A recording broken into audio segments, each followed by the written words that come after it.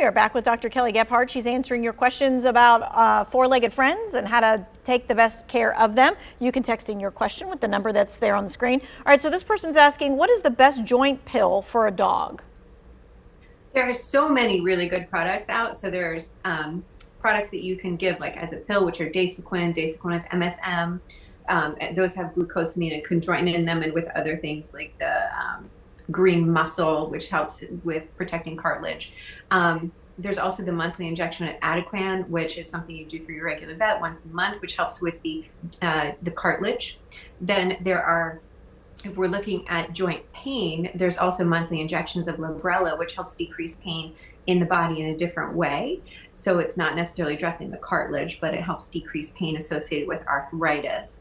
But there are so many different versions of Daysequin out there, with MSM, without. Exploring those with your regular vet is going to be where it's at. So let me ask a follow-up question, because I didn't think about that. So should every dog have a joint supplement? I think that they're great, especially middle and older age dogs. You can certainly do it. I think it's beneficial. There's also omega-3 fatty acids, which help decrease pain and inflammation. That's an important one. Also, when you're thinking about like joint health, you want to lean body weight. You want to decrease extra weight, which puts extra stress on the joints. So by keeping them slim, mobility, the more you move, the more you can move. The less they move, the less they will move, and the more stiff and painful they'll be. So even older dogs with arthritis, keeping them moving and with easy walks or swimming, keeping that joint mobility is important, lubricates those joints, and the more you move, the more you can move. So joint supplements, movement, those are all important. And massages. I like to give my dogs massages. I'm sure the dogs like that too. Okay, so this person's asking, how can I keep my cat from overeating? Your cat? Well, cats are easier than, well, I think cats and dogs in general. The big thing there is that we control what they eat, right? So we can't, well, they can't go to the pantry like us and raid the pantry at midnight like I do, looking for the salties and all the crunchies.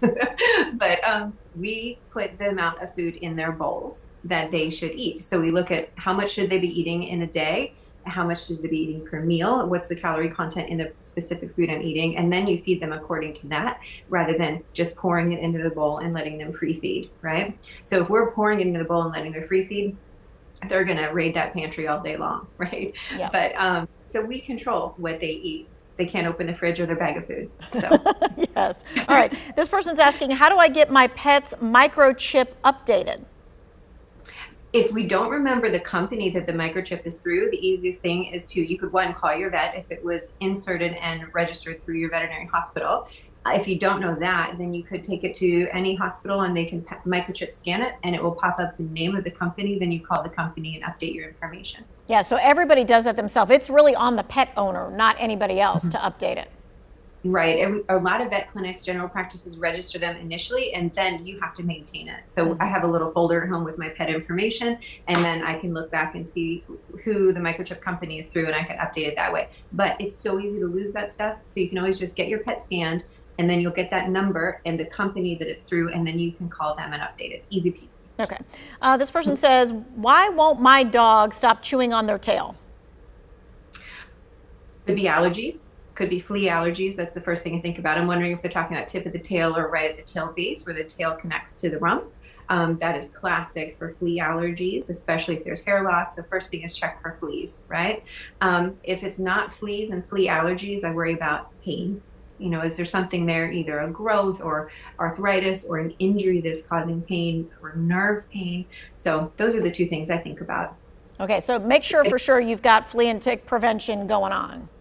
Yeah, absolutely. Every pet in the household should have proper flea and tick preventative to prevent fleas from, starting an infestation, because once they get in there, it is tough to get rid of them. So proper flea and tick preventative, and if you're really worried, get them checked out to make sure that there's not a source of pain. Okay, all right. What we're going to do is we're going to take a quick break. We've got one more segment with our vet, so you can get your question in, 336-379-5775. We're going to get a check on that forecast.